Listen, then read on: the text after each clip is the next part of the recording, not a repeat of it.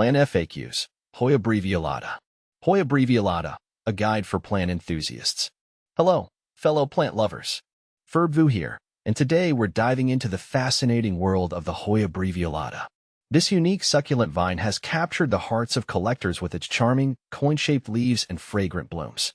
Whether you're a seasoned Hoya enthusiast or just starting your indoor jungle journey, this guide will equip you with everything you need to know about caring for your Hoya Brevialata.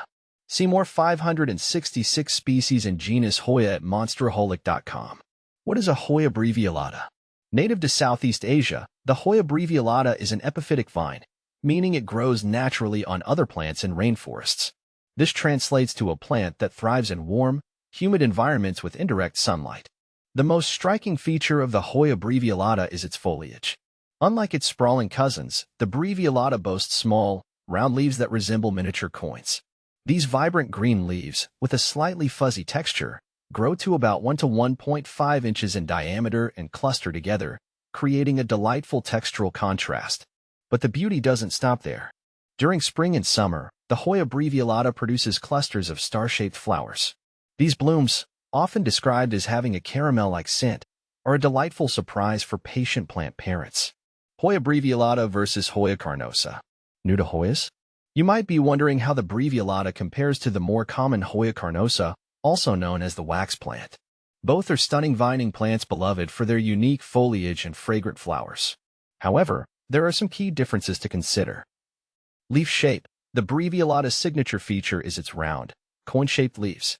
In contrast, the Carnosa boasts larger, oval-shaped leaves with a waxy coating. Growth habit. The Brevialata has a more compact growth pattern compared to the sprawling vines of the Carnosa. This makes the Brevialata ideal for hanging baskets or training to climb a moss pole. Flowering. Both Hoyas produce beautiful blooms, but the Brevialata's flowers are smaller and have a more subtle fragrance compared to the Carnosa. Ultimately, the choice between these two Hoyas comes down to personal preference.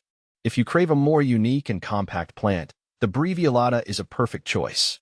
How to care for Hoya Brevialata. The good news is that the Hoya Brevialata is a relatively low-maintenance plant, making it ideal for busy plant parents.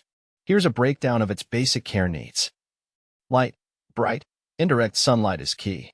Avoid harsh midday sun, which can scorch the leaves. Water. Allow the top inch of soil to dry completely before watering. Overwatering is a common enemy of Hoyas, so err on the side of underwatering. Soil. A well-draining succulent or orchid mix is ideal. Ensure the pot has drainage holes to prevent waterlogging. Humidity. While the Brevialata tolerates average household humidity, it thrives in a more humid environment. Grouping your plants together or using a pebble tray with water can help increase humidity. Fertilizer. A balanced fertilizer diluted to half strength can be applied during the growing season, spring and summer, once a month. With proper care, your Hoya Brevialata will reward you with lush foliage and fragrant blooms for years to come. How often does the Hoya Brevialata flower? Established plants can flower multiple times a year, typically during spring and summer. Factors like light and proper care can influence flowering frequency. My Hoya Brevialata isn't flowering. What am I doing wrong? Several reasons can contribute to a lack of blooms. The most common culprits are insufficient light, underwatering, or a lack of maturity. Ensure your plant receives enough bright, indirect light and adjust your watering routine if needed. Remember, mature plants tend to flower more readily. Is the Hoya Brevialata toxic to pets? Like most Hoyas, the Brevialata contains sap that can be mildly irritating to pets and humans if ingested. It's best to keep this plant out of reach of curious furry or human friends. Can I propagate my Hoya Brevialata? Absolutely. Stem cuttings are the most common propagation method for Hoyas. Take a healthy stem cutting with a few nodes and plant it in a well-draining potting mix. Keep the cutting moist and provide it with bright, indirect light. With patience, you should see new growth in a few weeks. My Hoya Brevialata's leaves are turning yellow. What's happening? Yellowing leaves can be caused by various factors. Here are some possibilities. Overwatering.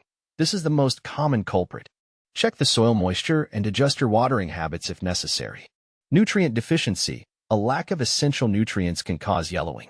Consider feeding your plant a balanced fertilizer during the growing season. Insufficient light. Hoyas need bright, indirect light to thrive.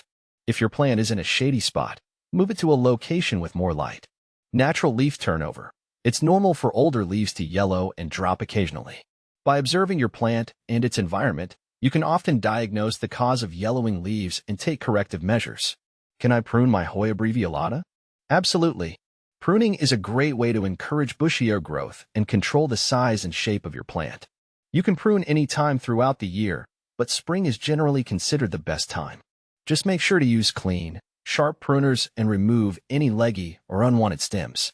Conclusion: the allure of the Hoya brevialata. With its charming coin-shaped leaves, fragrant blooms, and relatively easy care requirements, the Hoya brevialata is a captivating addition to any plant collection. Whether you're a seasoned Hoya enthusiast or a curious beginner, this delightful vine offers a unique and rewarding experience. So why not give the Hoya brevialata a try? With a little TLC, you'll be well on your way to cultivating a thriving and beautiful plant that will bring joy to your home for years to come.